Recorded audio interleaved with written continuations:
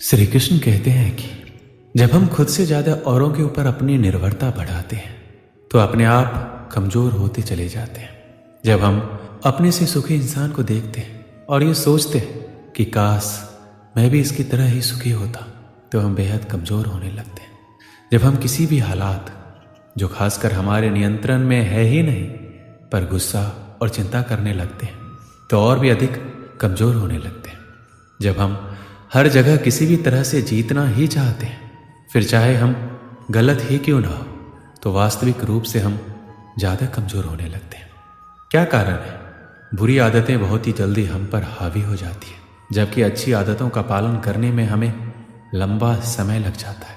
ये समझने के लिए आपको जानना होगा कि हमारा मन चीज़ों को दो तरीकों से वर्गीकृत करता है, तकलीफ और आनंद।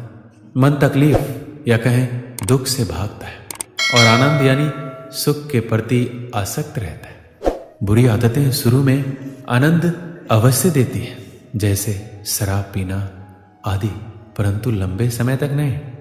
अब मन ये जानता भी है, परंतु ये हमेशा तत्काल सुख की ओर भागता है। अच्छी आदतों को मन तकलीफ से जोड़ देता है, जैसे कि सुबह की सैर। मन कहता है सुबह जल्दी उठना बहुत तकलीफ है और कुछ न कुछ बहाना ढूंढ लेता है। इस तकलीफ से बचने के लिए ये एकमात्र सोच है। अच्छी आदतों में सख्त नियम होते हैं, पर मन चंचल रहता है। लेकिन जब धीरे धीरे अपने कर्म पर चलते रहेंगे और उस अच्छी आदत को आनंद से जोड़कर देखेंगे, तो वो अच्छी आदत आपको शीघ्र पड़ जाएगी। बुरी आदतें इसलिए हावी हो जाती है क्योंकि मन उसे आनंद के साथ जोड़कर देखता है, और अच्छी आदतों में लंबे समय लग जाते हैं क्योंकि मन इसे कष्ट से जोड़कर देखता है। नीचे गिरने में कोई ताकत नहीं लगती है। उसी तरह बुरी आदत में मन को उतना समझाना नहीं पड़ता है, और अच्छी आदत बनाने के लिए मेहनत लगती है। दृढ़ संकल्प और इच्छा शक्ति से ही अच्छी आदतें बनती है। अच्छी आदत लगती नहीं, बनानी पड़ती है, और बुरी आदत बनानी नहीं पड़ती, लग जाती है। कोई भी नशा करने वाला व्यक्ति खुद से नशा नहीं करता है, वह सगे संबंधी की बातों में आकर ही वह नशा करना सीखता है। नशा करने वाले साथी इसलिए ही बनाते हैं क्योंकि वो जानते हैं कि वो जो कर रहे हैं गलत कर रहे हैं, लेकिन जब साथियों के साथ करते हैं तो उन्हें गलत करने जैसी बात महसूस नहीं होती है। इसलिए यह आप पर निर्भर करती है कि आप अच्छे संगत में रहना चाहते हैं या नहीं, क्योंकि गिरने में या लुढ़कने में ताकत नहीं लगानी पड़ती है, पर ऊपर उठने में या चढ़ने में ताकत लगती है। आपकी आदतें आपका व्यवहार बनाती है और आपका व्यवहार आपका चरित्र। इसलिए जैसी आदतें होंगी वैसे ही आप होते जाएंगे।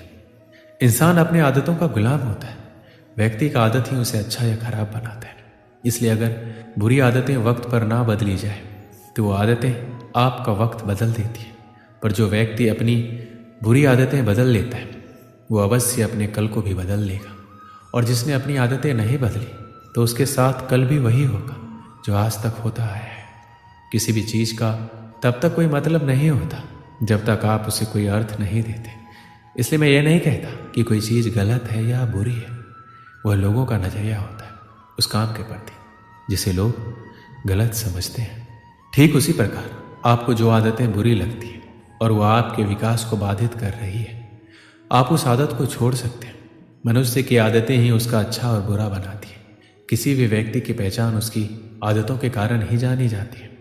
व्यक्ति किसी बात को छुपाने के लिए ना जाने कितने झूठ बोलता है। व्यक्ति की झूठ बोलने की आदत इंसान को संकट के घेरे में डाल देती है, और आलस्य भी मनुष्य का एक बहुत ही बड़ा शत्रु है। मनुष्य की बुरी आदत मनुष्य को ऊपर उठने नहीं देती है, जिसके कारण किसी भी इंसान को इसका नुकसान उठाना पड़ता है।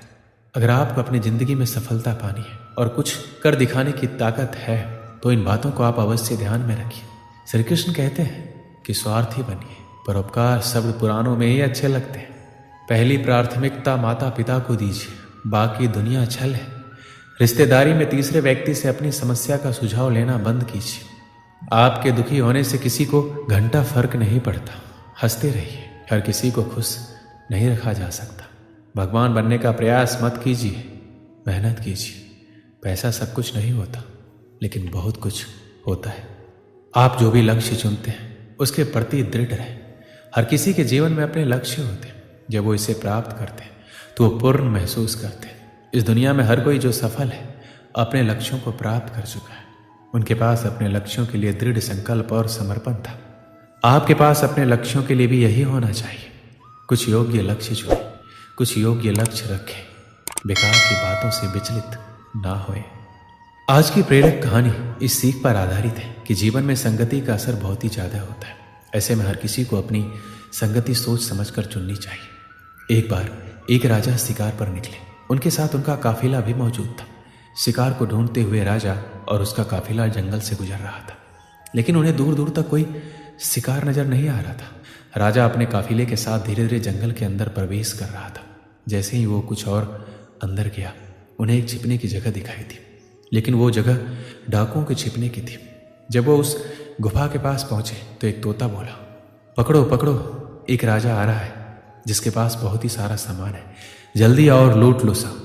तोते की आवाज़ सुनकर डाकुओं ने राजा की तरफ भागना शुरू किया। जैसे ही राजा और इसके अपनी तरफ आते देखा तो वो भाग खड़े हुए।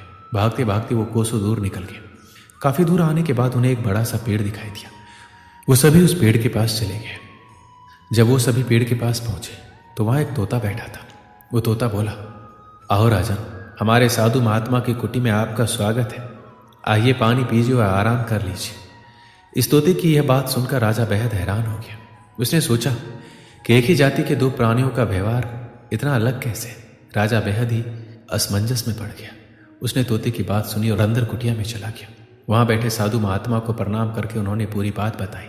उन्होंने पूछा, ऋषिवर, इन दोनों तोतों के व्यवहार में आखिर इतना अंतर क्यों है? साधु ने पूरी बात सुनी और राजा से कहा, यह कुछ नहीं राजन, बस संगति का असर है। जो तोता डाकुओं के साथ रहता है उसकी भाषा और व्यवहार भी डाकुओं जैसा हो गया है। वहीं जो तोता यहाँ रहता है उसका व्यवहार आदरणीय है, अर्थात जो जिस वातावरण में रहता है वो वैसा ही बन जाता है। ऐसे में व्यक्ति को हमेशा ही अपनी संगति को सोच समझ कर चुनना चाहिए। दोस्तों, इस वीडियो में बस इतना ही। मिलते हैं अगली वीडियो में। अपना ख्याल रखिएगा। जय श्री कृष्ण।